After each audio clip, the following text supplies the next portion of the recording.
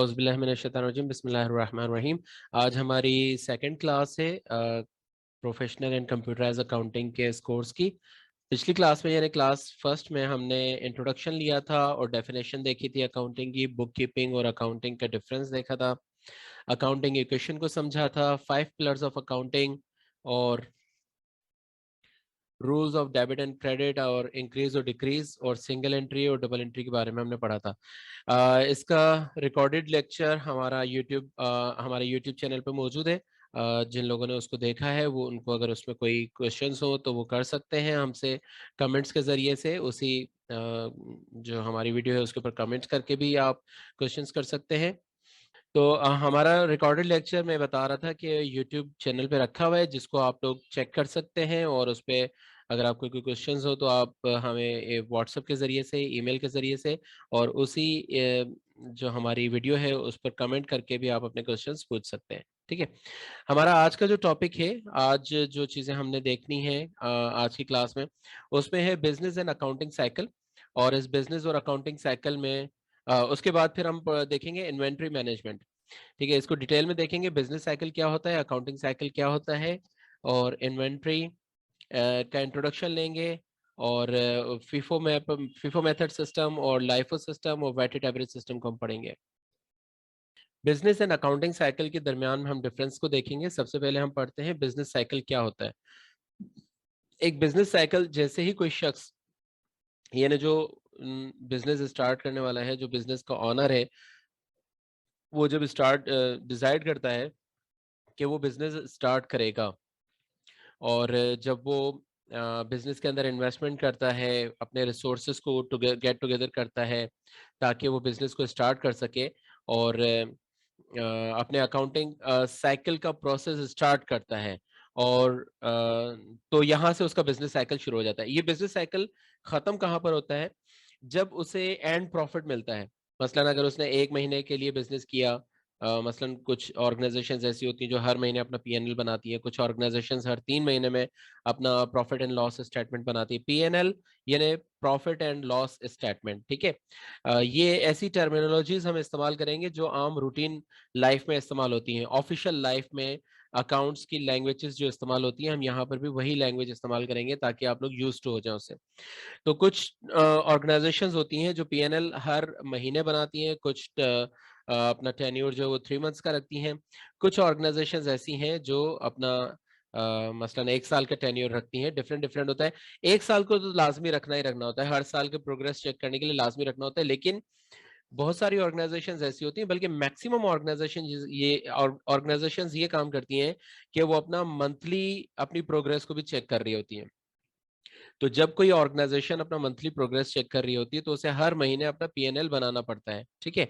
तो यहाँ पर उसका अकाउंटिंग साइकिल खत्म होता है जब उसे पता चलता है कि किसी एक अकाउंटिंग पीरियड में, ये अकाउंटिंग पीरियड जरूरी नहीं कि पूरा साल हो, वो फिस्कल ईयर होता है। अकाउंटिंग पीरियड उससे कम भी हो सकता है, 1 महीने का हो सकता है, 3 महीने का हो सकता है, 6 महीने का हो सकता है, या जो भी कंपनी डिसाइड करेगी जी हमें 15 दिन में रखना है या हमने 45 डेज में रखना है।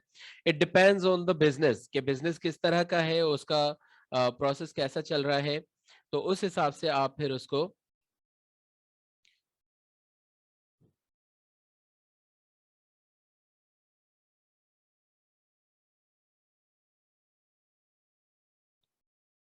तो बिजनेस के ऊपर डिपेंड करता है कि बिजनेस किस तरह का है और उसका जो टेन्योर है वो कैसा है, उसी हिसाब से हम अपना बिजनेस साइकिल भी डिसाइड करते हैं। ठीक है।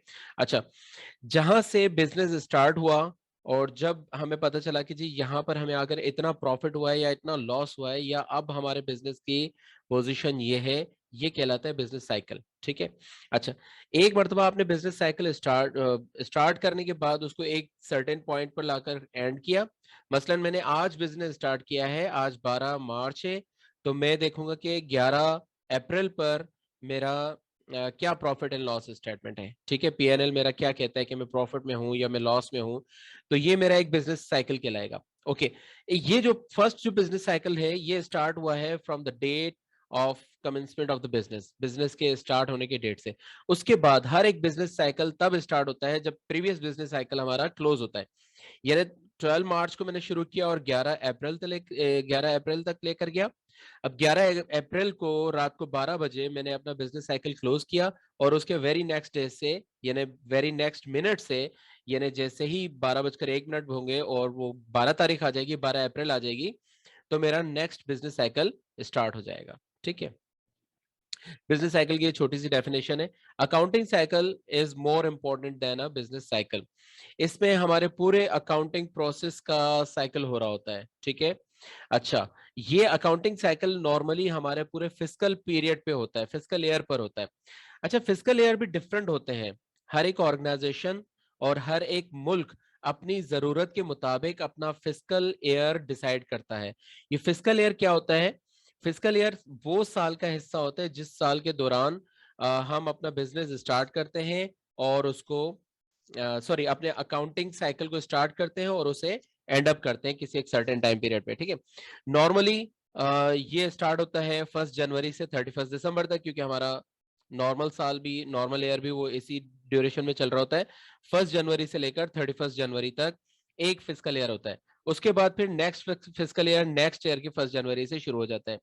अच्छा, जो गवर्नमेंट्स हैं, जैसे पाकिस्तान गवर्नमेंट है, पाकिस्तान गवर्नमेंट का फिस्कल ईयर शुरू होता है from 1 July till the 30th June of the next year. For example 1 जुलाई 2022 पे जो हमारा फिस्कल ईयर शुरू होगा वो जाकर खत्म होगा 30th June 2023 पे। और अभी हमारा जो फिस्कल ईयर चल रहा है ये कौन सा चल रहा है? ये चल रहा है 1 जुलाई 2021 से शुरू हुआ है और ये जाकर खत्म होगा 30th June 2030 पे। तो फिस्कल ईयर मुख्तलिफ मुख्तलिफ होते हैं, या तो होंगे जनवरी टू दिसंबर, या फिर होगा जुलाई टू जून, या फिर होगा मार्च टू अप्रैल, यानी 1 अप्रैल से लेकर शुरू होगा और 31 मार्च तक खत्म होगा। अच्छा, मुख्तलिफ ऑर्गेनाइजेशंस और मुख्तलिफ गवर्नमेंट्स, मुख्तलिफ इदारे अपना फिस्कल ईयर अपनी फिजिबिलिटी के हिसाब से डिसाइड करते हैं। ठीक है, इस फिस्कल पीरियड के दौरान जो हमारा अकाउंटिंग प्रोसेस हो रहा होता है ये कहलाता है अकाउंटिंग साइकिल। अकाउंटिंग साइकिल का पहला पहला जो स्टेप होता है, इसके सारे जितने भी स्टेप्स होते हैं ये हमने यहाँ पर डिफाइन किए हुए हैं। पहला पहला इसका स्टेप होता है बिजनेस ट्रांजैक्शन होना। एक बिजनेस ट्रांजैक्शन हो गई, उसको हम एनालाइज करते हैं, यहां से हमारा अकाउंटिंग साइकिल शुरू हो जाता है।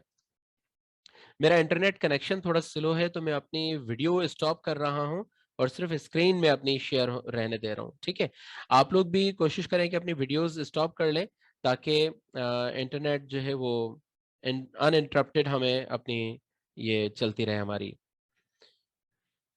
क्लास हमारी चलती रहे इंशाल्लाह। ठीक है, ओके जी। तो हमने देखा कि पहला स्टेप होता है कि बिजनेस की ट्रांजैक्शन को एनालाइज करना और उसको, दूसरा स्टेप में फिर हम उसको रिकॉर्ड कर रहे होते हैं जर्नल एंट्रीज के अंदर, जर्नल के अंदर। जर्नल के अंदर एक मरतबा रिकॉर्ड हो गया तो फिर तीसरा स्टेप हमारा आ जाता है कि उसको हम लेजर्स के अंदर पोस्टिंग करते हैं। लेजर पोस्टिंग के बाद हम ट्रायल बैलेंस बनाते हैं। ओके, अब यहाँ पर एक चीज समझ लें, ये जो पहला, दूसरा और तीसरा स्टेप है ये थ्रू आउट द पीरियड होता रहता है। फर्स्ट स्टेप ये बिजनेस ट्रांजैक्शन का वकूफ पजीर होना और उसको हमने समझना, एनालाइज करना, ये भी पूरे साल होता रहता है। उस बिजनेस ट्रांजैक्शन की जर्नल एंट्री में रिकॉर्डिंग करना, ये भी पूरे साल होती रहती है। जब जर्नल एंट्री में उसकी हम रिकॉर्डिंग करेंगे तो उस हैंड टू हैंड हम उसको फिर लेजर में भी पोस्ट कर देंगे। ठीक है, ये भी पूरे साल होता रहता है। लेजर्स को जाकर हम क्लोज करते हैं अपने end of the fiscal year पे। ये याद रखिएगा कि लेजर्स की जो क्लोजिंग होती है वो end of the fiscal period पे होती है। यानी अगर फॉर एग्जांपल आपका फिस्कल पीरियड शुरू हो रहा है 1 जनवरी से और 31 दिसंबर तक, तो जितने भी लेजर्स हैं वो लेजर्स की क्लोजिंग होगी, लेजर्स को हम बैलेंस करेंगे 31 दिसंबर पे। ठीक है, अच्छा, लेजर्स क्लोजिंग होगी तो उसके बाद फिर हम बनाएंगे ट्रायल बैलेंस। लेजर्स का जो एंडिंग बैलेंस होता है उन्हीं को लेकर हम ट्रायल बैलेंस बनाते हैं। और इसी फिर जब वो ट्रायल बैलेंस हमारे पास आ जाता है तो फिर हमें पता लगता है कि कुछ हमने एडजस्टिंग्स भी करनी है इसके अंदर, तो हम वो एडजस्टिंग एंट्रीज बनाते हैं। फिर जब वो एडजस्टिंग एंट्रीज बन जाती हैं तो ये जो ट्रायल बैलेंस होता है, अब इसके अंदर एडजस्टिंग एंट्रीज का इफेक्ट होगा और अब बनेगा adjusted trial balance. Adjusted trial balance हमारे पास वंस बन गया तो फिर हम बनाते हैं financial statements. Financial statements is a combination of various statements जिनमें सबसे इंपॉर्टेंट होती है, number 1, income statement, number 2 balance sheet, number 3 change of equity statement. ठीक है, ये 3 स्टेटमेंट्स बहुत इंपॉर्टेंट होती हैं, याद रखिएगा। Income statement, balance sheet statement, और तीसरे नंबर पर हमने कहा कि चेंज ऑफ इक्विटी या रिटर्न अर्निंग की स्टेटमेंट ऑफ रिटर्न अर्निंग। ये 3 मोस्ट इंपॉर्टेंट होती है। इसके अलावा 2 और भी इसके अंदर पेपर्स बनते हैं, जिनमें से एक होता है cash flow statement, statement of cash flow, और दूसरा बनता है नोट्स टू द स्टेटमेंट, जिसमें हम बैलेंस शीट और इनकम स्टेटमेंट की जो डिटेल होती है उसके डिटेल नोट्स बनाते हैं। ठीक है, अच्छा, तो ये फाइनेंशियल स्टेटमेंट बेसिकली इन 5 चीजों का कॉम्बिनेशन होती है। नंबर 1, हम दोबारा रिपीट करते हैं, सबसे पहले बनती है इनकम स्टेटमेंट। इनकम स्टेटमेंट और हमारे दूसरे लेजर्स के इफेक्ट से हमारी बनती है बैलेंस शीट। बैलेंस शीट के बनने के बाद फिर हम बनाते हैं कैश फ्लो। कैश फ्लो के बनाने के बाद हम बनाते हैं स्टेटमेंट ऑफ रिटेन अर्निंग्स, और उसके साथ हम बनाते हैं नोट्स टू द अकाउंट्स या notes to the financial statements. ठीक है, जब फाइनेंशियल स्टेटमेंट हमारी कंप्लीट हो जाती है तो फिर अगला स्टेप हमारा होता है क्लोजिंग अकाउंट्स, क्लोजिंग एंट्रीज। ठीक है, क्लोजिंग एंट्रीज बनाने के बाद फिर हम बनाते हैं post closing trial balance. Closing entries में हम 2 तरह के अकाउंट्स को बेसिकली क्लोज कर रहे होते हैं। ये कौन से 2 अकाउंट्स होते हैं? देखें, हमारे पास पिछली क्लास में हमने पढ़ा था कि पिलर ऑफ अकाउंट हमारे पास 5 होते हैं: एसेट्स, एक्सपेंसेस, लाइबिलिटीज, रेवेन्यूज और ऑनर इक्विटी। ठीक है, इनमें से 2 एक्सपेंसेस ऐसे होते हैं, 2 अकाउंट्स ऐसे होते हैं जिनको हमने क्लोज कर देना होता है हर साल। ये 2 कौन से हैं? ये 2 होते हैं एक्सपेंसेस और रेवेन्यूज। इन दोनों अकाउंट्स को हमने हर साल क्लोज कर देना होता है, क्योंकि इनकी क्लोजिंग का इफेक्ट पड़ता है हमारी रिटेन अर्निंग पर।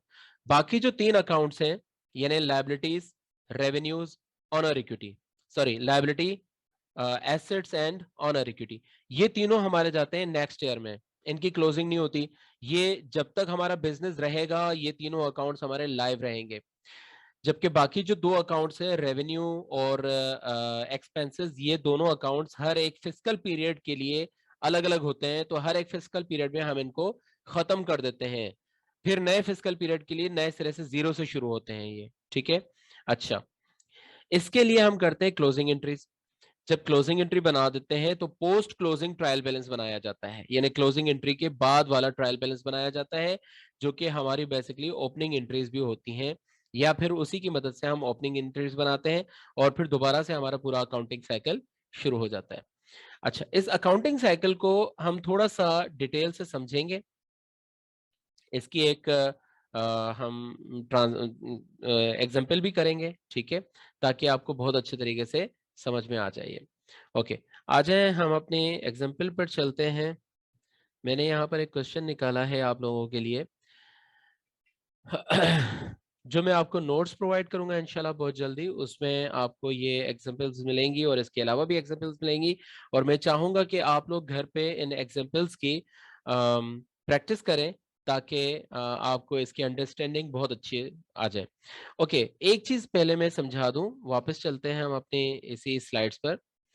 देखिए, मैंने आपको ये कहा कि step number 1, step number 2, step number 3, ये तीनों steps through out the year, पूरे फिजिकल पीरियड के दौरान, पूरे साल के दौरान मुसलसल होते रहते हैं। जितनी ट्रांजेक्शन होगी, जितनी मरतबा ट्रांजेक्शन होगी, उतनी मरतबा ये तीनों स्टेप्स हमारे बार बार रिपीट होंगे। लेकिन स्टेप नंबर 4 से लेकर स्टेप नंबर 9 तक ये सारे के सारे स्टेप्स वंस इन ईयर होते हैं। यानी जब आपके लेजर्स की क्लोजिंग हो जाती है तो उसके बाद फिर आता है स्टेप नंबर 4, और ये स्टेप नंबर 4 हम कब लेते हैं? 31 दिसंबर पे। अच्छा, स्टेप नंबर 4 से लेकर स्टेप नंबर 9 तक के जितने भी काम हैं, ये सारे के सारे काम हमें करने होते हैं 31 दिसंबर पे, ताकि 1 जनवरी पे हम अपने दोबारा से ओपनिंग एंट्रीज डाल के और अपना नया अकाउंटिंग साइकिल शुरू कर सकें। अच्छा, अब ये काम इतना आसान होता नहीं है। प्रैक्टिकली जब हम करने बैठते हैं तो ये काम इतना आसान होता नहीं है। होता क्या है कि हम 31 दिसंबर पे या जैसे रूटीन में पाकिस्तान में अक्सर ऑर्गेनाइजेशंस 30th जून पे अपना अकाउंटिंग ईयर क्लोज करते हैं, क्योंकि पाकिस्तान का अकाउंटिंग ईयर भी 30 जून पे क्लोज होता है। तो उससे उसके साथ सिंक्रोनाइज होने के लिए, क्योंकि 30 जून पे फिर हमारा बजट भी आता है, नए बजट में पूरे मुल्क में नई पॉलिसीज आती हैं, नए टैक्स रेट्स आते हैं एंड ऑल दैट, ठीक है। तो उससे सिंक्रोनाइज होने के लिए ऑर्गेनाइजेशंस क्या करती हैं कि अपने फिस्कल पीरियड को गवर्नमेंट के फिस्कल पीरियड के साथ सिंक्रोनाइज करती हैं। तो अक्सर ऑर्गेनाइजेशंस ने अपना फिस्कल पीरियड 1 जुलाई से लेकर नेक्स्ट ईयर के 30 जून तक रखा हुआ होता है। तो इसलिए ऑर्गेनाइजेशंस क्या करती हैं कि 30 जून पे अपने अकाउंटिंग बुक्स को क्लोज करती हैं। अच्छा, अकाउंटिंग बुक्स क्लोज करने का मतलब है कि ये फर्स्ट 3 स्टेप्स को क्लोज कर देती हैं और इनकी अब दोबारा से नए सिरे से शुरुआत हो जाती है, मतलब नए फिस्कल ईयर में जीरो बैलेंस से इनकी शुरुआत हो जाती है, ठीक है। और ये बाकी जो काम है, स्टेप नंबर 4, 5, 6, 7, 8 और 9, ये 5 जो स्टेप्स हैं, सॉरी 6 स्टेप्स जो हैं, इन 6 स्टेप्स के लिए हमें तकरीबन 2 से 3 महीने लग जाते हैं। अच्छा, जितनी बड़ी ऑर्गेनाइजेशन होगी या ऑर्गेनाइजेशन का बिजनेस जितना ज्यादा होगा, उसकी बिजनेस ट्रांजेक्शन्स जितनी ज्यादा होंगी, इस काम में उतना ज्यादा टाइम लगेगा, ठीक। तो आमतौर पर 2 महीने 3 महीने बहुत आराम से लग जाते हैं पोस्ट ट्रायल बैलेंस बनाने में, एडजस्टिंग एंट्रीज करने में, एडजस्टेड ट्रायल बैलेंस बनाने में। और सबसे ज्यादा टाइम कंज्यूमिंग आपका स्टेप नंबर 7 होता है, जिसमें आप क्या करते हैं, फाइनेंशियल स्टेटमेंट्स बना रहे होते हैं। और फाइनेंशियल स्टेटमेंट्स में दोबारा रिपीट करूं, 5 चीजों का कॉम्बिनेशन होता है।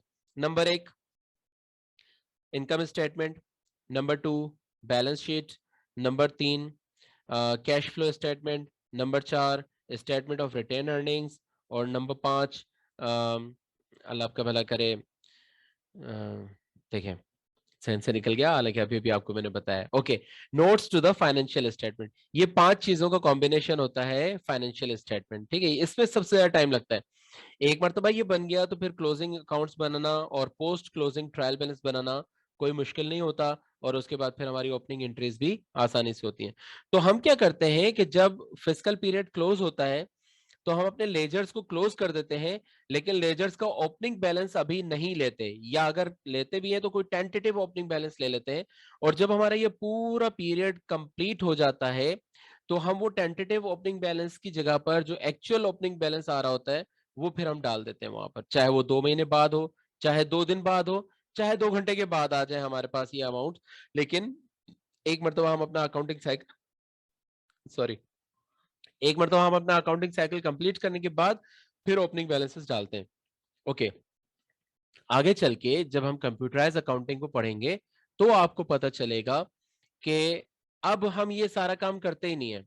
कंप्यूटराइज अकाउंटिंग ने हमारा काम इतना आसान कर दिया है कि हम सिर्फ ये 2 काम करते हैं, पहला स्टेप और दूसरा step, that's it. Business transaction जो भी ऑक्यूर हो रही है, जो भी वकूफ पजीर हो रही है बिजनेस ट्रांजैक्शन, हम उसको एनालाइज करते हैं। उसको एनालाइज करने का क्या मतलब है, ये अब अभी अभी हम अगले स्टेप में इसको समझेंगे, पढ़ेंगे अच्छे तरीके से। हम उसको एनालाइज करते हैं कि इस बिजनेस ट्रांजैक्शन में क्या हो रहा है, और जब हम एक बार तो उसको एनालाइज कर लेते हैं तो फिर हम उसकी जर्नल एंट्री बनाते हैं अकाउंटिंग सॉफ्टवेयर के अंदर। जर्नल एंट्री आपने बना दी, अब हमारा सॉफ्टवेयर ऑटोमेटिक उसी से post closing sorry ledger account बनाएगा हमारा, ठीक है। और हाथ के हाथ रियल टाइम में ही ट्रायल बैलेंस भी अपडेट करता चला जाएगा, ठीक है। एडजस्टिंग एंट्रीज वो नहीं डालता, ये हमने अलग से डालनी होती है जेवीज की शक्ल में, जर्नल वॉचर की शक्ल में। लेकिन जैसे ही हम एडजस्टिंग एंट्री डालते हैं तो हमारा ट्रायल बैलेंस भी फौरन फौरन बन जाता है। और ये जो है हमारा फाइनेंशियल स्टेटमेंट्स, ये हैंड टू हैंड बनती रहती हैं हर एक बिजनेस ट्रांजैक्शन के साथ। जब आपने जर्नल एंट्री डाली तो उसके साथ साथ उसका इफेक्ट हर जगह पर पहुंचेगा, लेजर पे, ट्रायल बैलेंस पे, और फाइनेंशियल स्टेटमेंट्स पे, क्लोजिंग एंट्रीज पर, और ओपनिंग एंट्रीज पर, ठीक है। तो इसका मतलब है कि हमारे नए साल का जो ओपनिंग बैलेंस है वो भी हमें फौरन फौरन मिल जाएगा। वो सारी कैलकुलेशन जो हम 2-3 महीने लगाकर मैनुअली करते थे, अब वो सारे कैलकुलेशन हमारा कंप्यूटर हमें बहुत आसानी से, कंप्यूटराइज अकाउंटिंग सिस्टम्स हमें बहुत आसानी से with in the fraction of the seconds हमें वो सारी कैलकुलेशन करके दे देते हैं। एयर एंड पर अब हम जाकर क्या काम करते हैं, हम अपने सॉफ्टवेयर को कमांड देते हैं कि भाई हमारा एयर यहाँ पर एड हो गया है, या बाज औकात ये कमांड भी प्रीपेड होती है। सॉरी, मेरा ख्याल है हमारी लाइन कट गई थी, तो मैं दोबारा से इसको आप लोगों से शेयर करता हूँ।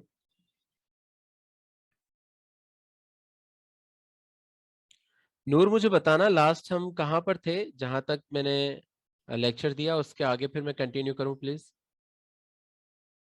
नूर या नवेद या कोई भी मुझे टाइप करके बता दें या मैसेज पे बता दें कि लास्ट हमने कहाँ तक, आप लोगों ने मुझे कहाँ तक सुना था, ताकि मैं उस वहीं से फिर आगे कंटिन्यू करूँ। ओके, तो मैं ये बता रहा था कि जब हम अकाउंटिंग सॉफ्टवेयर्स यूज कर रहे होते हैं तो वहां पर हमने स्टेप 1 यानी बिजनेस ट्रांजैक्शन को एनालाइज करना होता है, और स्टेप 2 लेना होता है यानी उसकी जर्नल एंट्री हमने बनानी होती है, जबकि उसके बाद के सारे स्टेप्स हमारा अकाउंटिंग सॉफ्टवेयर खुद ही कर रहा होता है। तो जब हम जो भी एंट्री कर रहे होते हैं क्लोजिंग ऑफ द ईयर पे हमने सिर्फ एडजस्टिंग एंट्रीज करनी होती हैं, बाकी सारे एंट्रीज का इफेक्ट ऑलरेडी हमारी फाइनेंशियल स्टेटमेंट्स पे आ गया होता है। जब हम ईयर एंड पर एडजस्टिंग एंट्रीज करते हैं, और बाज ऑर्गेनाइजेशंस का ऐसा सिस्टम होता है कि उनकी एडजस्टिंग एंट्रीज भी हैंड टू हैंड चल रही होती हैं, हर महीने के आखिर में या हर 15 दिन के आखिर में या हर 30 दिन के आखिर में उनकी एडजस्टिंग एंट्रीज भी चल रही होती हैं। तो इन तमाम का इफेक्ट फौरी तौर पर फाइनेंशियल स्टेटमेंट्स पे आता है, और हमारी फाइनेंशियल स्टेटमेंट्स और उसके बाद के भी सारे दोनों तीनों स्टेप्स वो फौरी तौर पर हो जाते हैं, क्योंकि अकाउंटिंग सॉफ्टवेयर उसको ऑटोमेटिक खुद ही कैलकुलेट करके और आगे प्रोवाइड कर रहा होता है। ठीक है, अच्छा जी, इसमें हमारा टाइम बहुत बच जाता है, हमारी मेहनत बहुत बच जाती है, और गलती के चांसेस भी बहुत कम होते हैं। आगे चल के हम इसको पढ़ेंगे कि किस तरह से हम अकाउंटिंग सॉफ्टवेयर्स के अंदर एंट्रीज कर रहे होते हैं। ठीक है,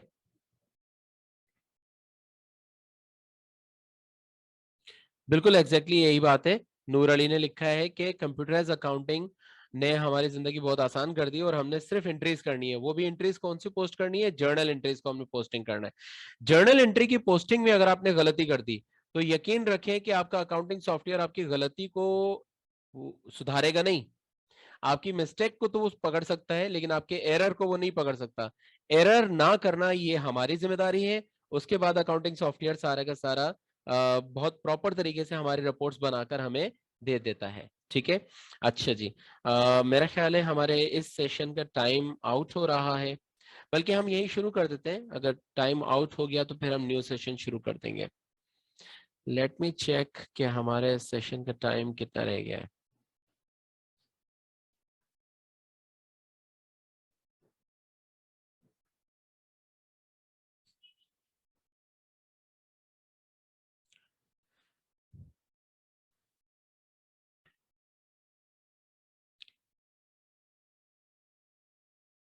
ओके, हमारा टाइम वैसे भी आउट हो गया है और मैं रिस्क नहीं लेना चाह रहा, तो हम 5 मिनट का गेप लेते हैं। मीनवाइल अगर आप लोगों को क्वेश्चंस हैं तो आप लोग क्वेश्चंस कर सकते हैं, और 5 मिनट के गेप के बाद फिर हम दूसरे लिंक से दोबारा मिलेंगे, ताकि हम अपनी बकाया क्लास ले सकें। If you guys have any questions you can ask. आप लोग अपना माइक भी अनम्यूट कर सकते हैं और टाइप करके भी आप लोग क्वेश्चंस कर सकते हैं। Let's start where we left our previous session. मैं अपनी स्क्रीन शेयर करता हूँ आप लोगों से। हमने अभी हमने पढ़ा था कि अकाउंटिंग साइकिल में जो पहला पहला स्टेप होता है बिजनेस ट्रांजैक्शन को एनालाइज करने का, अ, हम इस पहले स्टेप की इम्पोर्टेंस को थोड़ा सा समझ रहे थे कि अगर ये पहला स्टेप हमने प्रॉपर तरीके से नहीं अटेम्प्ट किया तो क्या होगा कि आगे की सारी ट्रांजैक्शंस गड़बड़ हो जाएंगी। ओके, मैनुअल अकाउंटिंग पोस्टिंग में भी यही सिलसिला है, और अगर आप कंप्यूटराइज अकाउंटिंग करेंगे तब भी यही सिलसिला रहता है। अगर आपने पहला पहला स्टेप प्रॉपरली नहीं लिया तो आगे के सारे स्टेप्स जो है वो गड़बड़ हो जाते हैं। अच्छा, अनफॉर्चुनेट बात ये है हमारे पास कि हमारे पास टाइम बहुत कम है, और जबकि ये समझने की बहुत सारी चीजें हैं। तो मैं कोशिश करूंगा कि मैंने सिर्फ एक बनाया है सिनेरियो, थोड़ा सा एक हमने ली है एग्जांपल ली है। उसी एग्जांपल को मैं चाहूंगा कि मैं आपको समझाऊं, और मैं कोशिश करूंगा कि मैं आपको बहुत अच्छे तरीके से समझाऊं, और आप लोग थोड़ा सा मेरे साथ रहकर इसको समझने की कोशिश कीजिएगा। और जो मैं आपको इंशाल्लाह अभी नेक्स्ट इसी वीक से आपको होमवर्क भी देना शुरू कर दूंगा। तो जो काम मैं आपको घर पे करने के लिए दूं उसकी आप प्रैक्टिस लाजमी कर लीजिएगा, ताकि आपका कॉन्सेप्ट इसका क्लियर हो जाए। अच्छा, अगर कॉन्सेप्ट जब तक क्लियर नहीं होगा हम इसके अगले स्टेप्स पर नहीं जा सकेंगे। और याद रखें कि ये पहला पहला जो स्टेप है, analysation of the business transaction, ये इतना इंपॉर्टेंट है कि अगर यहाँ पर हम मिस्टेक करते हैं तो हमारे पूरे बिजनेस पीरियड में, पूरे अकाउंटिंग साइकिल में हमारे गड़बड़ चल रही होती है। ठीक है, और जिसका इफेक्ट हमारे एंड रिजल्ट पर जाकर यानी पीएनएल पर जाकर और फाइनेंशियल स्टेटमेंट्स जो होती हैं उनके ऊपर जाकर हमारा एंड रिजल्ट आ रहा होता है। सो इस स्टेप को बहुत अच्छे से समझिएगा। ये एग्जाम्पल है हमारे सामने, इस पे हमने एग्जाम्पल बनाई है कि on May 2nd 2018 Mr. Imran started a business with cash of rupees 150,000 and office furniture worth rupees 100,000. Other transactions for the month are as follows. 2nd मई को ही एक और ट्रांजेक्शन हुई है, इसने 20,000 रुपीज शॉप रेंट के लिए शॉप का advance दिया है। ठीक है, 3rd मई को परचेज ऑफ इक्विपमेंट हुई है 15,000 फॉर कैश। और 7th मई को क्या हुआ, परचेज ऑफ गुड्स।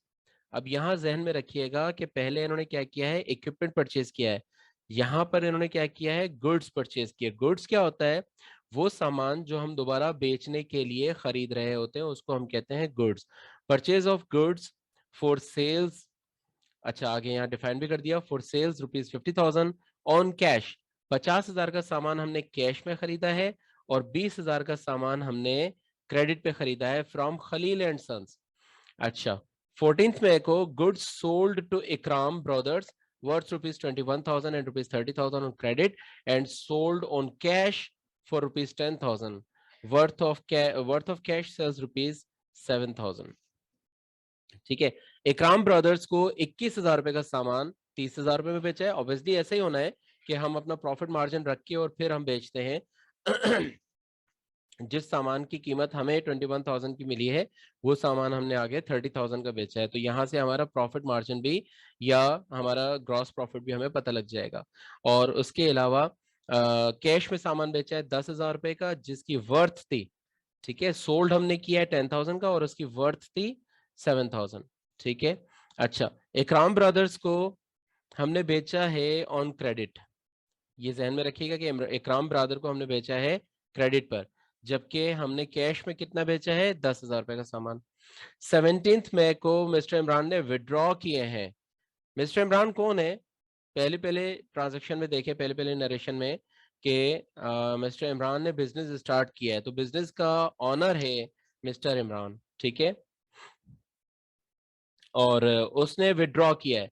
तो जब कभी भी ऑनर कुछ पैसा अपने पर्सनल एक्सपेंसेस के निकालता है तो वो कहलाती हैं ड्राइंग्स। इन्होंने कितनी ड्राइंग्स की हैं, 5,000 रुपीज। 20th मई को मिस्टर खलील को 50% ऑफ हिज अकाउंट पेड कर दिया गया।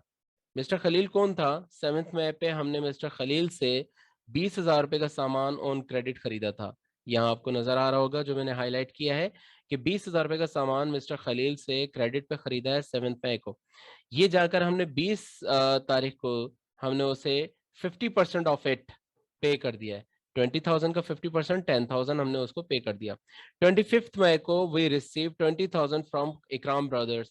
इकराम ब्रदर से हमें 20,000 रुपए रिसीव हो गए 25 मई को। ये 20,000 क्यों रिसीव हुए हैं, क्योंकि हमने 14th मई को इकराम ब्रदर्स को 30,000 रुपए का सामान बेचा था जिस सामान की असल कीमत थी 21,000 रुपए। उसके बाद आगे क्या कहते हैं, 29th मई को सैलरीज एक्सपेंसेस हमने दिए हैं 15,000 and other utilities. Utility expenses क्या होते हैं, यूटिलिटी एक्सपेंसेस होते हैं हमारे इलेक्ट्रिसिटी का बिल हो गया, इसके अलावा टेलीफोन का बिल हो गया और वाटर एंड सेवरेज बोर्ड का बिल हो गया, और या कोई और जैसे यहाँ पर कराची में सीडीजी के सिटी डिस्ट्रिक्ट गवर्नमेंट के भी कुछ बिल्स आते हैं। मसलन आपके बिजनेस प्रेमिसेस पर अगर कोई बिल बोर्ड आपका लगा हुआ है तो उसका बिल आपको दिया जाता है। ठीक है, इस तरह के जो एक्सपेंसेस होते हैं जो गवर्नमेंट को जाते हैं, these are called utilities. Rent किस में आता है, यूटिलिटी में? नहीं नहीं, यूटिलिटी में नहीं आता रेंट। ठीक है, और ग्रोसरी भी यूटिलिटीज में नहीं आता। यूटिलिटी वो एक्सपेंसेस होते हैं बेसिकली जो गवर्नमेंट जो हमें फैसिलिटीज प्रोवाइड करती है ऑन द ब्रॉडर स्केल, यानी टेलीफोन एक्सचेंज का जो सिस्टम है वो आप अपने तरफ से नहीं लगा सकते। टेलीकम्युनिकेशन का सिस्टम, उसमें जब तक गवर्नमेंट इंफ्रास्ट्रक्चर नहीं बनाएगी तब तक टेलीकम्युनिकेशन का सिस्टम नहीं बन सकता।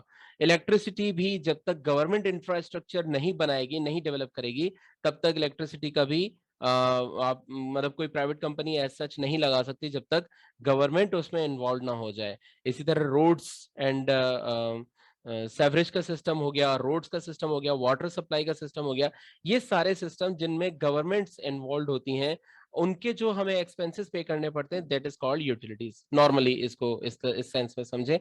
बाकी जो है वो ऑफिस ग्रोसरी, वो आपका आता है मसलन जैसे जो रेंट एक्सपेंस है वो तो रेंट एक्सपेंस ही है, और जो ऑफिस ग्रोसरी है वो आपका आता है कंज्यूमेबल जर्नल, आप उसको कह सकते हैं। ठीक है, मुख्तलिफ ऑर्गेनाइजेशंस में इसको मुख्तलिफ नाम दिया जाता है, लेकिन कंज्यूमेबल जर्नल एक सिंपल नाम है जो किसी भी ऑर्गेनाइजेशन में इस्तेमाल किया जा सकता है। ओके, 31 मई को पे किया है shop rent for the month of May 8,000। ठीक है, ये तो हो गई हमारा सिनेरियो। अब हम आते हैं इसके सोल्यूशन पे। पहली पहली ट्रांजैक्शन को आप जहन में रखिएगा कि मिस्टर इमरान ने एक बिजनेस स्टार्ट किया 150,000 का। Now this is the most important part of today's lecture, सबसे ज्यादा इंपॉर्टेंट पार्ट है। मैं चाहूंगा कि इसको आप बहुत अच्छे से समझें। अगर कोई चीज आपको समझ में ना आए तो आप मुझसे ऑन द स्पॉट क्वेश्चन कर सकते हैं, मैं उसको रिपीट करूंगा। क्योंकि अगर ये आपको समझ में आ गया, अच्छा ये एक सिनेरियो बेस्ड क्वेश्चन है, और नॉर्मली हर एक ट्रांजेक्शन को आप इसी तरह से एनालाइज करेंगे। ठीक है, अगर आपको यहाँ पर एनालाइजेशन करना ये जस्ट लाइक अ क्लिक, एक ग्रह की तरह से, अगर आपकी ये ग्रह खुल गई आपके दिमाग में से, तो फिर क्या होगा कि किसी भी किस्म की ट्रांजैक्शन आपके सामने आ जाए, आप उसको बहुत आसानी से एनालाइज कर सकते हैं। एक अकाउंटेंट नॉर्मली ट्रांजैक्शंस को एनालाइज इस तरह लिख के नहीं करता, उसको इतनी प्रैक्टिस हो जाती है कि वो ये सारी एनालाइजेशन अपने दिमाग के अंदर कर रहा होता है। ठीक है, और वहां ऑफिस में बैठ के ऑब्वियसली आपको, आपके पास इतना टाइम नहीं होता कि आप इस तरह की शीट्स बनाएं, तो इसलिए आपको फौरी तौर पर ये ट्रांजेक्शंस को अपने दिमाग में एनालाइज करना होता है। तो इसलिए इसे बहुत अच्छे तरीके से समझिएगा। चले हम स्टार्ट करते हैं। सेकेंड मई को जो हमारी फर्स्ट ट्रांजैक्शन हुई थी वो सेकेंड मई को हुई थी, और क्या हुआ था कि मिस्टर इमरान ने बिजनेस स्टार्ट करने के लिए कैश लेकर आए थे। He started business with cash. अच्छा, अब सबसे पहले तो हम देखेंगे कि चार्ट ऑफ अकाउंट में इसमें कौन सा हेड इन्वॉल्व है। एक तो हमारे पास कैश आ रहा है, जैसे यहाँ पर लिखा है कि जी वो कैश लेकर आ रहे हैं। ठीक है, तो एक तो चार्ट ऑफ अकाउंट का हेड हमारे पास आ रहा है कैश। ये कैश कहाँ से आ रहा है, डिपेंड ये करता है कि कैश आया आपको आपके कस्टमर ने दिया है बिजनेस के अंदर जो आया है, या आपने बैंक से लोन लिया है, या आपको कहीं से डोनेशन मिला है, या क्या है। यहाँ पर ये कैश जो है ये आपका ऑनर लेकर आ रहा है। ऑनर जब कभी भी कैश लेकर आएगा तो that is called honour equity. अच्छा, इन टर्म ऑफ इन्वेस्टमेंट जब ऑनर कैश लेकर आएगा तो वो कहलाएगा ऑनर्स इक्विटी। तो हमें पता चला कि हमारे पास यहाँ पर दो चार्ट ऑफ अकाउंट्स इन्वॉल्व हैं, एक कैश और दूसरा ऑनर इक्विटी। जब हमने ये देख लिया कि हमारे पास कौन से चार्ट ऑफ अकाउंट्स इन्वॉल्व हैं, तो फिर अगला हेड हमारा बनता है, अगला स्टेप हमारा बनता है कि हम चेक करें कि इसका हेड ऑफ अकाउंट क्या है। ओके, हेड ऑफ अकाउंट हमारे 5 होते हैं, जहन में रखिएगा, हम बार बार इनको रिपीट कर रहे हैं। और ये बीइंग एन अकाउंटेंट आपकी जिंदगी अब इससे यूं समझे कि निकाह में बन चुकी है। आप जब तक अकाउंटेंसी का काम करेंगे, जब तक आप एज अकाउंटेंट काम करते रहेंगे, आपको ये पांचों हेड ऑफ अकाउंट्स इस तरह से याद रहने चाहिए।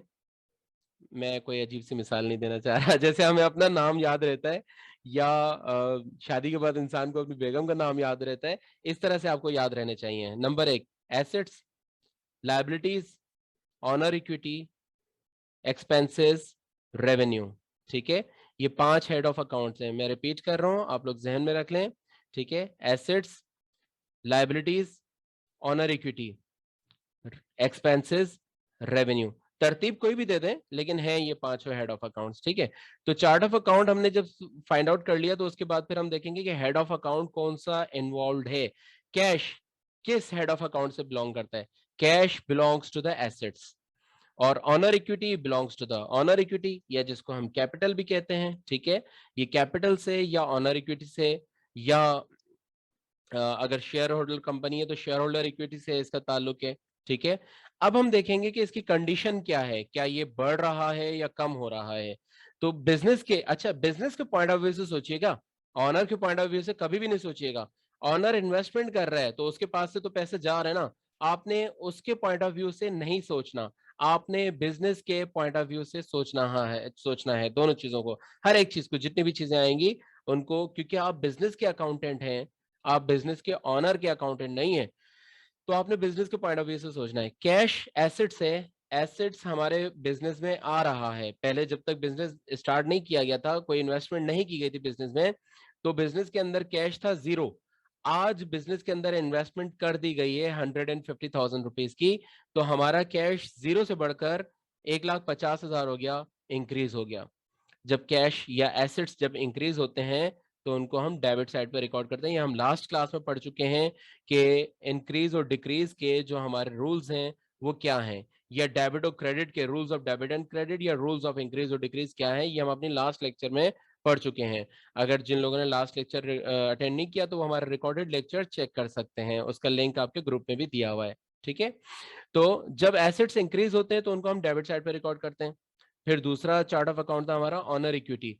ऑनर इक्विटी बिलोंग करता है head of account honour equity से ही, और यहाँ पर बिजनेस में जब तक ऑनर ने अपनी इन्वेस्टमेंट नहीं की थी तो उसकी इन्वेस्टमेंट थी 0। आज उसने इन्वेस्टमेंट कर दी 150,000 की, तो इसकी इन्वेस्टमेंट भी इंक्रीज हो गई। ऑनर इक्विटी जब इंक्रीज होती है तो उसको हम रिकॉर्ड करते हैं क्रेडिट साइड पर।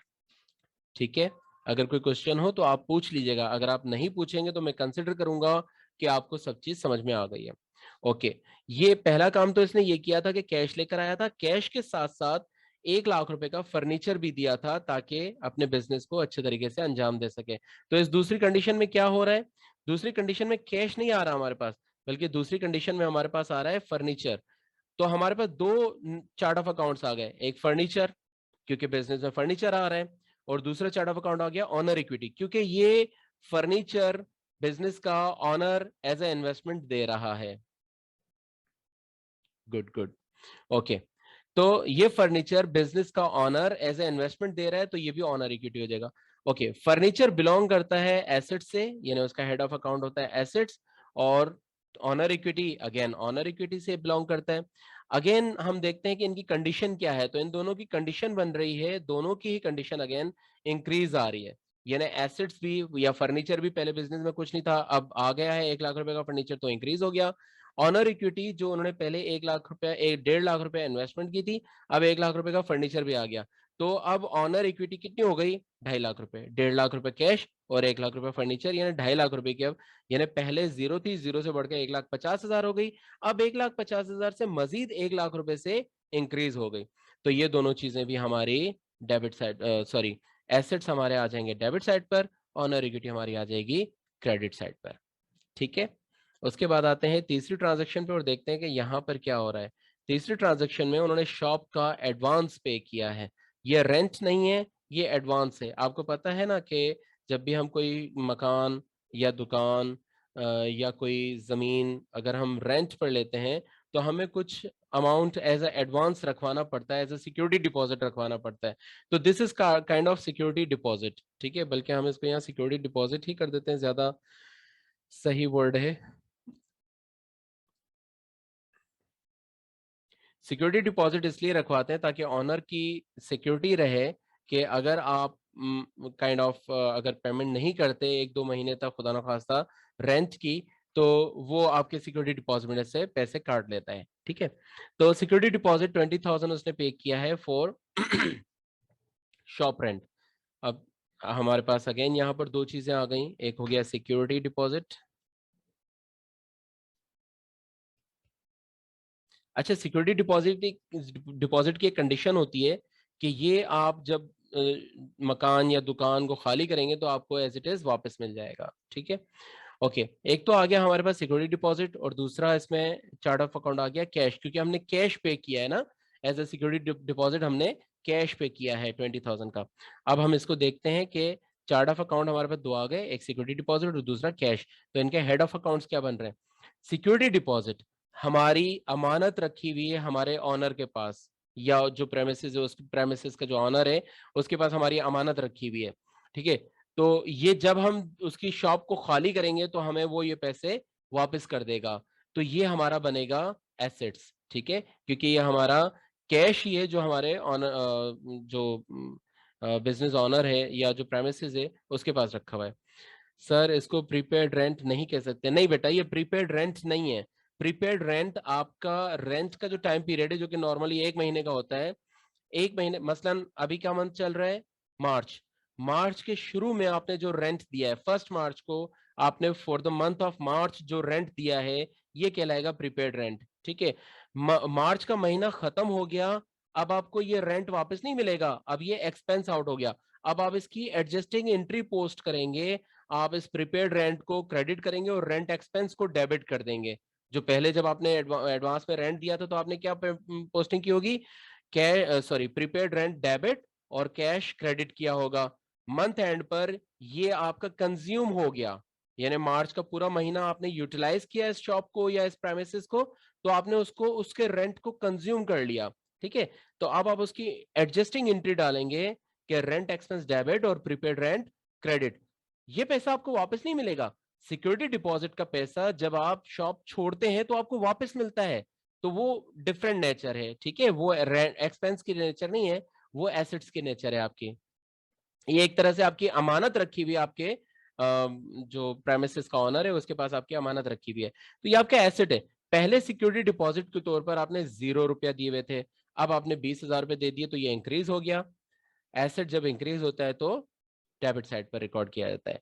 इसका दूसरा चार्ट ऑफ अकाउंट है, वो भी कैश है, और उसका हेड ऑफ अकाउंट है हमारा एसेट, क्योंकि कैश हमारा एसेट से बिलोंग करता है। लेकिन यहाँ पर एसेट हमारा डिक्रीज हो रहा है। देखिए हमारे पास 1.5 लाख रुपए रखा हुआ था, उसमें से हमने 20,000 रुपए शॉप सिक्योरिटी डिपॉजिट के लिए दे दिए, तो यहाँ पर हमारा एसेट जो है वो ऑब्वियसली डिक्रीज हो गया, कम हो जाएगा एसेट, तो उसको हम डेबिट साइड पर रिकॉर्ड करेंगे। अब आप यहाँ देखें कि ट्विस्टेड चीज क्या है जिसमें अक्सर बच्चे कंफ्यूज हो जाते हैं। वो ये कहते हैं कि जी ये सिक्योरिटी डिपॉजिट भी एसेट है, कैश भी एसेट है, दोनों ही एसेट हैं, तो एक डेबिट में जा रहा है एक क्रेडिट में जा रहा है। क्यों? क्योंकि उनकी कंडीशन, उनकी नेचर चेंज है ना। सिक्योरिटी डिपॉजिट के अकाउंट में हमारे पहले थे 0 रुपए, अब वहां पर हमने 20,000 रुपए दे दिए, तो हमारा 20,000 रुपए एज ए सिक्योरिटी डिपॉजिट आ गया। ठीक है, यानी 20,000 रुपए का अमाउंट हमारा एज ए सिक्योरिटी डिपॉजिट आ गया। तो अब सिक्योरिटी डिपॉजिट जो है वो हो गया इंक्रीज, तो इसलिए वो डेबिट हो जाएगा। जबकि कैश का लेजर अगर हम देखें, तो कैश के लेजर में पहले हमारे पास आ रहे थे 1,50,000 रुपए डेबिट साइड पर, उसमें से हमने दे दिए हैं डेबिट साइड पर। क्यों थे? क्योंकि हमें मिले थे। ठीक है, अब हमने उसमें से पे ऑफ कर दिए हैं, किसी को दिए हैं पैसे 20,000 रुपए, तो क्या अब फिजिकल कैश हमारे पास कितना बचेगा? 1,50,000 रुपए में से 20,000 जब आप दे देंगे किसी को, तो आपके पास फिजिकल कैश बचेगा 130,000। तो आपने देखा कि आपके पास कैश डिक्रीज हो गया, जितने अमाउंट से डिक्रीज हुआ है उतना अमाउंट आप डेबिट साइड पे लिख देंगे। सिंपल। आ जाते हैं अपनी थर्ड ट्रांजेक्शन पे। अब मैं थोड़ा सा तेजी से भी आगे बढ़ूंगा ताकि हमारा टाइम जो है वो प्रॉपरली हमारा यूटिलाइज हो जाए।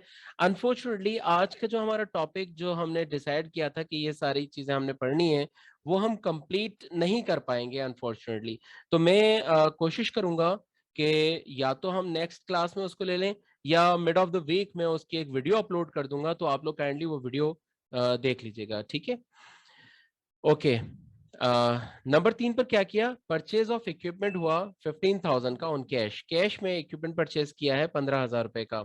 अब यहाँ पर अगेन दो चार्ट ऑफ अकाउंट हमारे पास आ रहे हैं, दो नेचर ऑफ अकाउंट्स आ रहे हैं। एक इक्विपमेंट, बिजनेस में पहले कोई इक्विपमेंट नहीं था, अब हमने इक्विपमेंट लेकर आए। दूसरा है कैश। ठीक है, क्योंकि हमने कैश देकर इक्विपमेंट परचेज किया है। इक्विपमेंट भी हमारा एसेट होता है और कैश भी हमारा एसेट्स होता है। ठीक है, इक्विपमेंट बिजनेस में 0 से 15,000 हो गया, पहले 0 था अब 15,000 हो गया, तो ये एसेट हमारा इंक्रीज हो गया। जब एसेट इंक्रीज होगा तो उसको डेबिट साइड पर रिकॉर्ड किया जाएगा। कैश हमारे पास पहले 150 था, उसमें से 20,000 हमने पहले दे दिया था, और अब फिर मजीद 15,000 की हमने पेमेंट कर दी है। ठीक है, जो 15,000 की मजीद पेमेंट की उसकी वजह से हमारे पास से कैश और मजीद कम हो गया। तो एसेट्स जब डिक्रीज होते हैं तो उसको हम डेबिट क्रेडिट साइड पर रिकॉर्ड करते हैं। होपफुली इसमें आपको कोई क्वेश्चन नहीं होगा, आसान आसान सी चीजें आपको समझ में आ रही होंगी। अगर फिर भी आपको कोई चीज समझ में ना आ रही हो तो आप लाजमी क्वेश्चन पूछिएगा, जब तक सवाल पूछेंगे नहीं तब तक आप सीखेंगे नहीं। ओके, 7 मई को क्या ट्रांजैक्शन हुई है कि purchase of goods for sales of ₹50,000 on cash. आपने 50,000 रुपए का सामान खरीदा है 50,000 रुपए का सामान आपने खरीदा है कैश पे फॉर सेल्स, बेचने के लिए। जो सामान हम सेल्स के लिए खरीदते हैं उसको हम इन्वेंटरी या गुड्स का नाम देते हैं, ठीक है। इन्वेंट्री पहले हमारे पास 0 थी, अब हमारे पास इन्वेंट्री इंक्रीज हो गई है, बढ़ गई है 50,000 रुपए से। इन्वेंट्री का ताल्लुक होता है हेड ऑफ अकाउंट एसेट्स के साथ। ये इंक्रीज हो गया है तो डेबिट में आ जाएगा। अगेन हमने इसके लिए कैश पे किया है, कैश भी एसेट होता है। मजीद जब हम कैश पे कर रहे हैं तो वो हमारा डिक्रीज हो जाएगा और ये भी क्रेडिट में आ जाएगा। 7 मई को ही हमने एक और ट्रांजैक्शन की है। हमने क्या किया है कि परचेज किया है सामान फॉर सेल्स, यानी गुड्स परचेज किए या इन्वेंटरी परचेज की हमने, लेकिन इस दफा हमने अकाउंट पेबल पे यानी उधार पे हमने परचेज किए खलील से, खलील एंड सन से। एग्जैक्टली मर्चेंडाइज भी कह सकते हैं, मर्चेंडाइज भी इसका ही नाम है। ओके तो क्या हुआ कि आपने गुड्स या मर्चेंडाइज या इन्वेंट्री परचेज की। आपके पास इन्वेंट्री पहले 50,000 की रखी थी, अब आपने मजीद 20,000 रुपए की और मर्चेंडाइज परचेज कर लिया, तो आपका मर्चेंडाइज जो कि एसेट से बिलोंग करता है वो इंक्रीज हो गया। इंक्रीज हो जाएगा तो आप उसको डेबिट साइड पे रिकॉर्ड कर देंगे। अकाउंट पेबल, यहां पर इस सिनेरियो में हमारे पास सिर्फ एक ही वेंडर का नाम आ रहा था, लेकिन मल्टीपल वेंडर्स होते हैं हमारे पास, एक से ज्यादा वेंडर्स या जो हमारे सप्लायर्स होते हैं वो एक से ज्यादा होते हैं। तो हम जब कभी भी अकाउंट पेबल का नरेशन लिखेंगे, अकाउंट पेबल के चार्ट ऑफ अकाउंट में हेड यूज करेंगे, तो उसके साथ किसका अकाउंट पेबल है उसका नाम भी लाजमी लिखते हैं हम।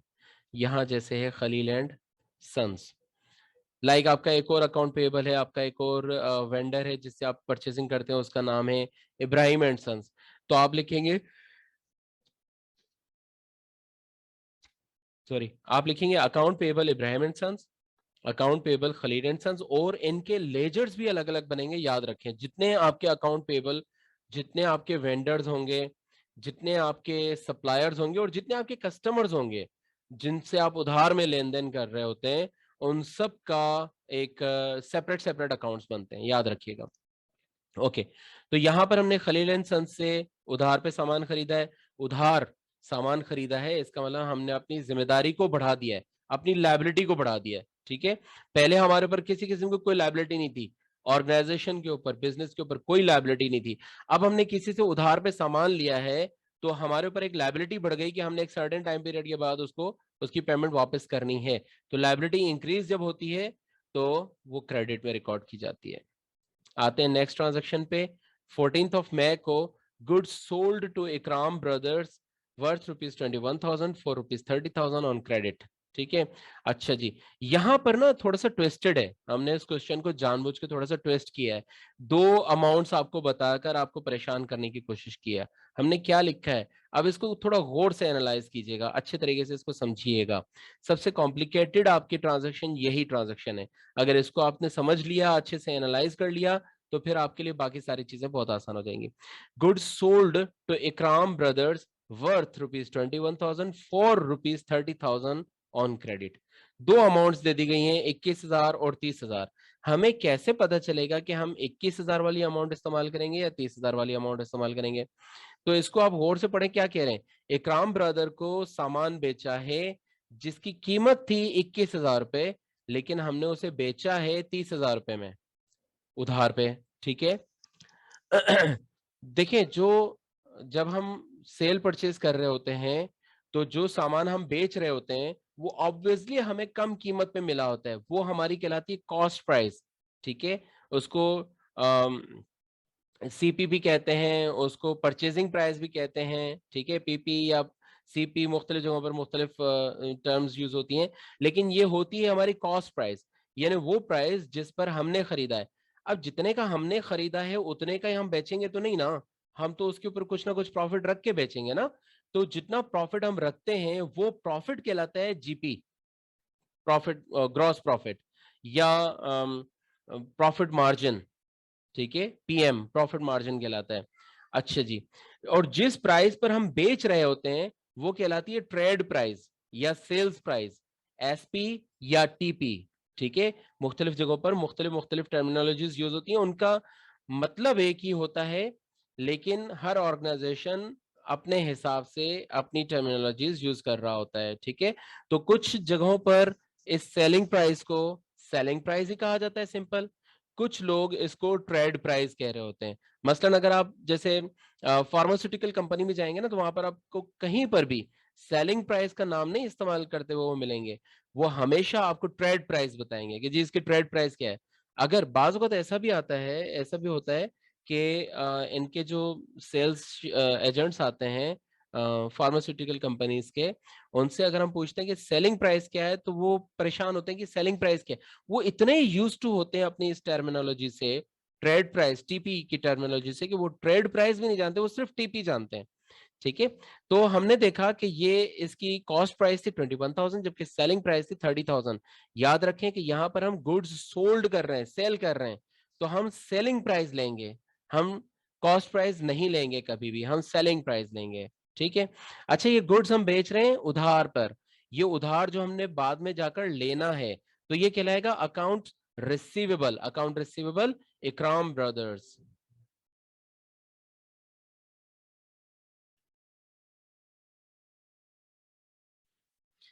ठीक है, अकाउंट रिसीवेबल हमारा एसेट होता है। यहाँ पर हमारा एसेट बढ़ रहा है क्योंकि पहले हमने इकराम ब्रदर से कुछ नहीं लेना था, अब हमने उससे 30,000 रुपए लेने हैं, तो इसका मतलब है कि हमारा एसेट इंक्रीज हो गया। एसेट इंक्रीज होगा तो डेबिट साइड पर रिकॉर्ड करेंगे। सेल्स हमारा रेवेन्यू है। रेवेन्यू भी पहले हमारा कुछ भी नहीं था, फर्स्ट टाइम हमारा रेवेन्यू हुआ है, तो हमारा रेवेन्यू 0 से बढ़कर 30,000 हो गया, इंक्रीज हो गया। रेवेन्यू इंक्रीज होता है तो उसको भी हम क्रेडिट साइड पर रिकॉर्ड करते हैं, ठीक है। नेक्स्ट, इसी ट्रांजेक्शन का एक पार्ट था, sold goods on cash for ₹10,000। हमने सामान बेचा है 10,000 रुपए का, worth of cash sales is ₹7,000, जबकि इसकी जो वर्थ थी, यानी इसकी जो कॉस्ट प्राइस थी, वो 7,000 थी।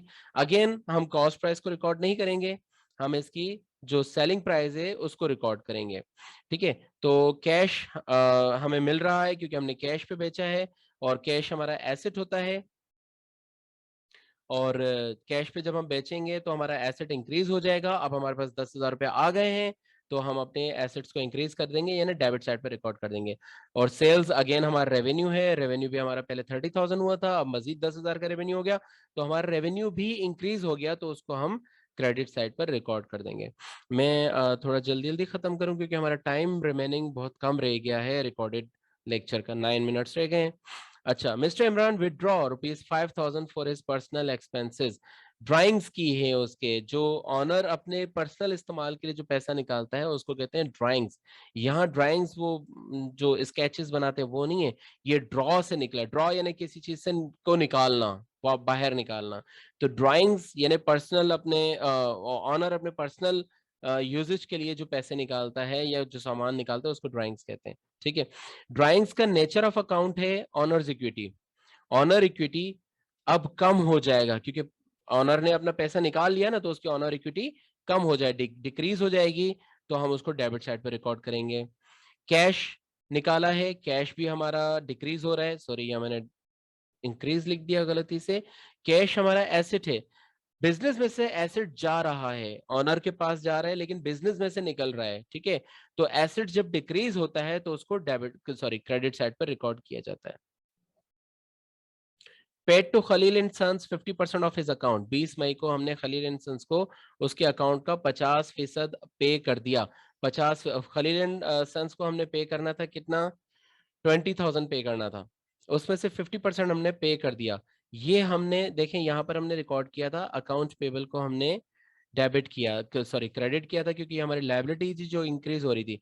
यहाँ पर आकर हमारी ये लाइबिलिटी डिक्रीज हो रही है। 20,000 की लाइबिलिटी में से हम 10,000 पे कर रहे हैं, तो 20 की जगह अब वो रह गई 10,000 रुपए। तो जितने अमाउंट से ये डिक्रीज हुई है उतना अमाउंट हम डेबिट में रिकॉर्ड कर देंगे, क्योंकि लाइबिलिटी जब डिक्रीज होती है तो डेबिट में आ जाती है। कैश एसेट है, एसेट भी हमारे पास से जा रहा है यानी डिक्रीज हो रहा है। एसेट जब डिक्रीज होता है तो उसको क्रेडिट में रिकॉर्ड किया जाता है। आ जाए, पैसे रिसीव किए हैं इकराम ब्रदर्स से। यहां पर फिर हम देखेंगे कि हमारे पास चार्ट ऑफ अकाउंट के कौन कौन से अकाउंट हेड्स इस्तेमाल हो रहे हैं। एक तो हमें कैश मिल रहा है, तो हमारे पास एक अकाउंट आ गया कैश। ये कैश कहाँ से आ रहा है? इकराम ब्रदर से। इकराम ब्रदर हमारा पेई है, उसने हमें पेमेंट करनी है, उससे हमने अकाउंट रिसीवेबल लेना है, तो हमारे पास दूसरा हेड ऑफ अकाउंट आ गया, अकाउंट्स रिसीवेबल। कैश हमारा अकाउंट एसेट होता है, हमारे पास कैश आ रहा है, इकराम ने हमें दे दिया है तो हमारे पास कैश आ रहा है, तो इसका मतलब हमारा कैश जो है वो इंक्रीज हो जाएगा, पहले से बढ़ जाएगा। तो अब हमारा कैश हो गया 20,000। Account receivable, Ikram and sons को हमने, इकराम ब्रदर को हमने पेमेंट सॉरी सेल्स कितने की थी? 30,000 की। ठीक है, उसने हमें 30,000 देना था, इस 30,000 में से उसने 20,000 दे दिया, तो इसका मतलब उसका अकाउंट रिसीवेबल डिक्रीज हो गया ना, जो उसने पहले देना था 30,000, अब वो बकाया कितना देना पड़ेगा उसको? 10,000 बकाया देना पड़ेगा, तो उसका अकाउंट रिसीवेबल डिक्रीज हो गया। कितने अमाउंट से डिक्रीज हुआ है? 20,000 से। अकाउंट रिसीवेबल एसेट्स होता है, एसेट डिक्रीज हो रहा है तो हम उसको क्रेडिट साइड पर रिकॉर्ड कर देंगे। ओके, यहां पर क्या हो रहा है, हमने सैलरीज पे की हैं 15,000 की, और दूसरे यूटिलिटीज पे की हैं हमने 10,000 की। अच्छा, अब यहां पर फिर हम देखेंगे कि हमारे पास कौन कौन से ट्रांजेक्शन हैं। सबसे पहले तो हमारे पास है सैलरीज एक्सपेंस का हेड, दूसरे नंबर पर हमारे पास है यूटिलिटीज एक्सपेंसेस का हेड। इन दोनों के लिए हमने पे किया है कैश में, तो हमारे पास ये तीन हेड्स आ गए। सैलरीज एक्सपेंसेस अपने नाम से जाहिर है एक्सपेंस है, पहले हमने कोई सैलरी एक्सपेंस किया था? नहीं, तो पहले हमारा सैलरीज एक्सपेंसेस था 0, अब हमारा सैलरी एक्सपेंस हो गया 15,000, तो वो 0 से बढ़कर 15,000 हो गया। इंक्रीज होगा तो डेबिट साइड पर रिकॉर्ड करेंगे, एक्सपेंस इंक्रीज होगा तो डेबिट साइड पर रिकॉर्ड करेंगे। सेम इसी तरह यूटिलिटीज एक्सपेंसेस भी पहले हमने कोई नहीं किया था, अब हमारे यूटिलिटीज एक्सपेंस 10,000 पे हो गया है, तो 0 से बढ़कर इंक्रीज होकर 10,000 हो गया। एक्सपेंस इंक्रीज होगा तो डेबिट साइड पर रिकॉर्ड करेंगे। अब आ जाए कैश में, इन दोनों के लिए हमने दिया है कैश, कैश है हमारा एसेट्स, हमारे पास से कैश चला गया तो इसका मतलब हमारे पास कैश डिक्रीज हो गया, कैश डिक्रीज होता है तो क्रेडिट साइड पर रिकॉर्ड किया जाएगा। आखिरी transaction, I don't think so कि मुझे आपको समझाने की जरूरत है, इंशाल्लाह अब तक आप लोग इतना तो समझ चुके होंगे कि अब इस आखिरी वाली ट्रांजैक्शन को आप लोग खुद से एनालाइज कर सकें। इसमें हम दे रहे हैं shop rent for the month of May. अच्छा, मई के महीने का शॉप रेंट दे रहे हैं एट व्हाट डेट? 31 मई को, इसका मतलब पूरा महीना गुजार के हम शॉप रेंट दे रहे हैं, तो this is not prepaid shop rent, this is shop rent expense. ये हम एडवांस में नहीं दे रहे, एडवांस में दे रहे होते तो वो प्रीपेड शॉप रेंट होता, ये हम दे रहे हैं शॉप रेंट एक्सपेंस, क्योंकि पूरा महीना गुजार के फिर हम उसका एक्सपेंस दे रहे हैं। ठीक है, ओके। तो एक्सपेंस की नेचर है इसकी, शॉप रेंट एक्सपेंस की नेचर, हेड ऑफ अकाउंट जो है वो एक्सपेंस ही है।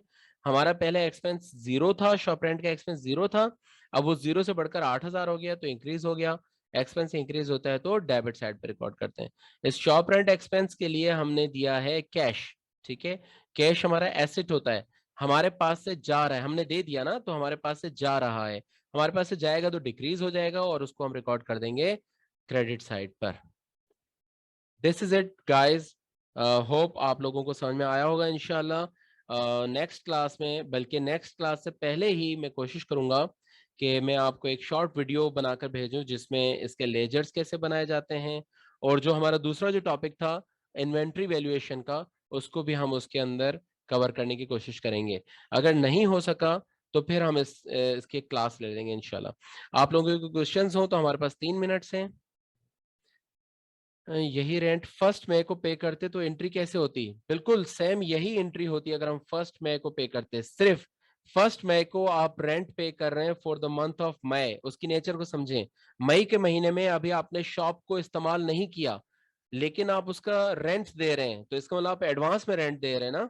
अभी आपने शॉप इस्तेमाल नहीं की, आपने पूरा मई का महीने में शॉप को इस्तेमाल करना है, अभी तक की तो नहीं है, तो वो आपका एडवांस रेंट हो जाएगा। और एडवांस रेंट को हम शॉप रेंट एक्सपेंस नहीं लिखेंगे, वहां पर हम प्रीपेड रेंट एक्सपेंस लिखेंगे या प्रीपेड रेंट लिखेंगे, प्रीपेड शॉप रेंट।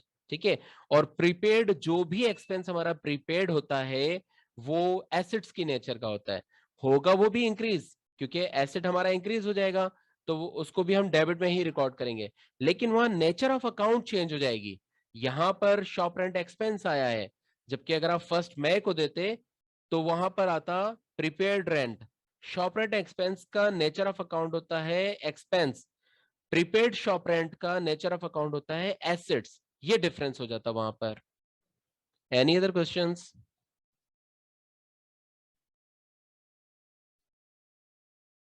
गुड, चलें जी, thank you very much guys, आप लोगों का बहुत शुक्रिया, आप लोगों ने ज्वाइन किया।